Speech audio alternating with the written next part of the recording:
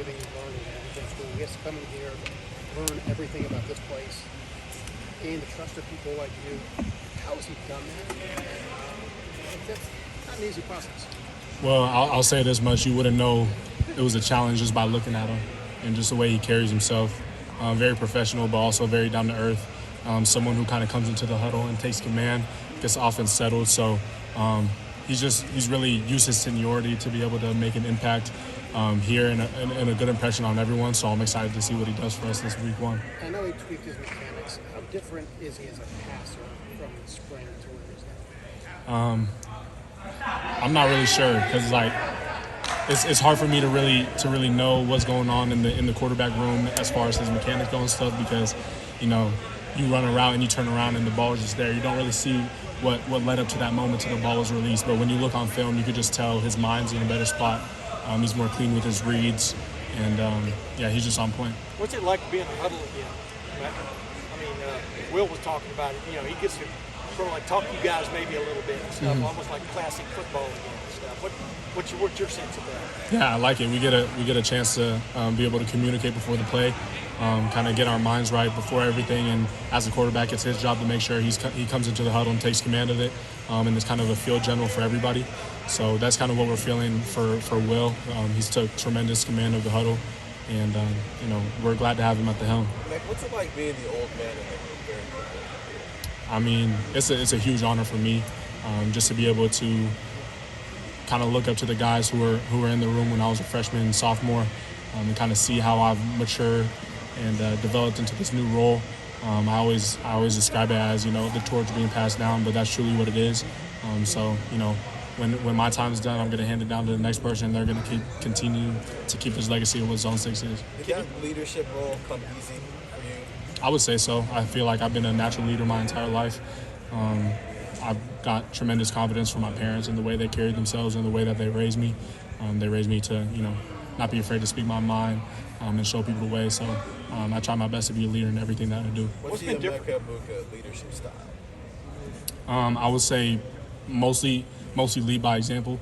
I just feel if you do everything the right way, it's going to rub off on people eventually. And I would also say that, you kind of have to understand who you're talking to. Certain stuff makes different people tick, so you got to know your guys. If you got to get harder on somebody to make them go, or if you got to kind of relate to them and, pull them aside, have a talk. So I think that all goes into leadership, and you have to be able to – that has to be a skill that you have to be able to develop. What's been different about Coach Day now that he's a true head coach? He's giving up the play calling duties and all that stuff. What's been different about him? I wouldn't say too much has necessarily changed, but you can tell he has tremendous trust in Coach Kelly and what he's going to do in the kind of the schemes and everything that he's brought into our program. So the fact that he has such confidence in him and his play calling ability makes us tremendously confident. So Coach Day has always been Coach Day, and he's going to continue to stay that way. But I'm glad he's able to focus more on what he needs to focus on. How does Caleb Downs affect the passing game? He's kind of a field general in a sense, kind of the quarterback on that side. A lot of people may think it's the Mike linebacker, and we have Cody Simon who does that as well. But Caleb's kind of that for our secondary, kind of make sure things are clicking on all cylinders. And he's just a very cerebral kid, very smart, and he's able to kind of take control of the defense. So make the right calls, make the right checks. So he's definitely annoying for the offense to deal with, but it makes us better. Does he impact you in any way, where you are, wherever you are? Do you have to worry about where he is or know where he is? I would say he impacts the entire offense.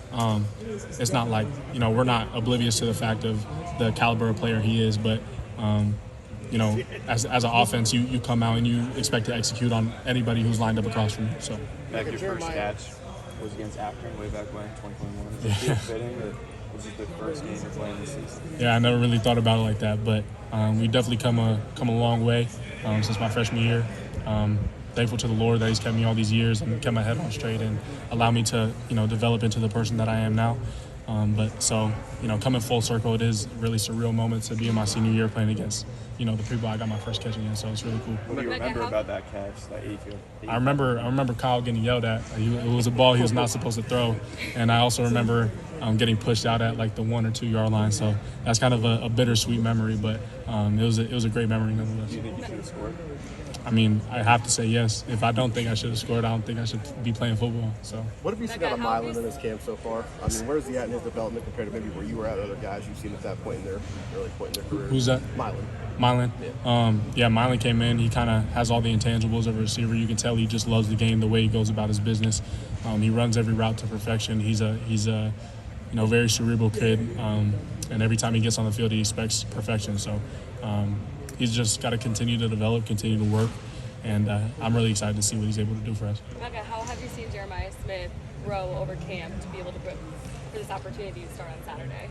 Yeah, I think, it's no secret that he has all the physical capabilities that you would want at a receiver. Really, any position. He could play any position on the football field with his athletic ability. But so a lot of it for him was putting together the mental piece of the game, not just understanding what he has on a specific play, but the whole concept, understanding defenses, all that type of stuff. So there's nothing really that can get you ready for that moment for your first snap in college, because it is different than high school. But once he gets acclimated and gets used to it, I have no doubts he's going to take off for us and do tremendous things. How have you seen Faith continue to bring the team together?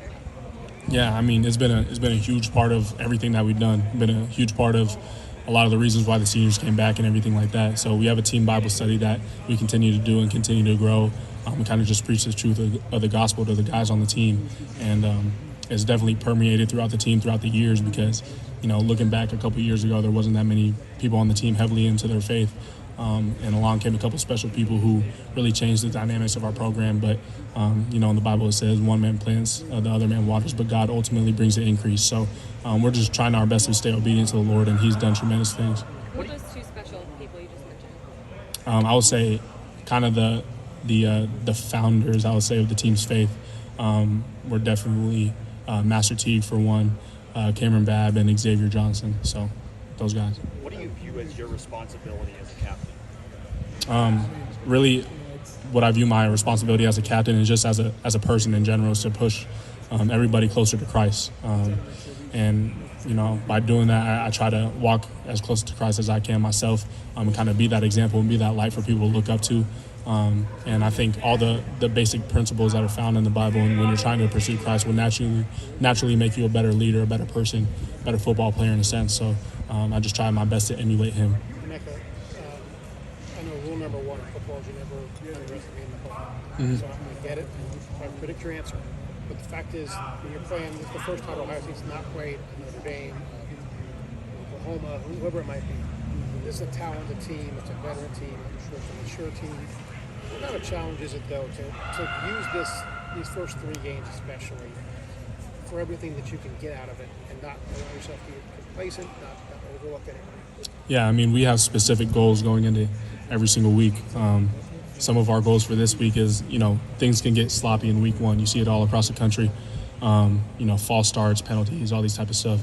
So we're really just trying to be clean, go out there, play a fast, complete football game, clicking on and firing on all cylinders. So by no means are we underestimating any opponent. We go out there on the field every Saturday expecting to blow out whoever lines up across from us. So that's just our mentality. So we're going to hold true to that. One more question on Will. Just describe his personality, just aside from football.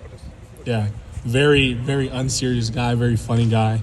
Kind of lightens the room when he walks in, and he's a true joy to be around. You can kind of throw Will into any setting, and he's going to get along with everybody there. So definitely up the team chemistry in the locker room. We love having him around, so we're super glad he's part of this team. And to have a guy who's 23, to have a guy that's not going to be growing pains because he has to learn the Ohio State way, but he's a man. He's a kid. How important will that be this year? Yeah, I mean, you can definitely feel his seniority on the field. I've talked about it multiple times. He kind of comes in, takes command of the huddle, like I was describing earlier, and you can feel kind of a sense of peace when he's behind the center. There's not too much chaos going on within his mind. He's able to make clean reads. Even if a coach is hounding him about a play that he should have done, he's able to bounce back from it quick. So just the traits that come with that, being an older player, you can definitely feel, and it rubs off on the entire offense. Sophomore season has often been when wide receivers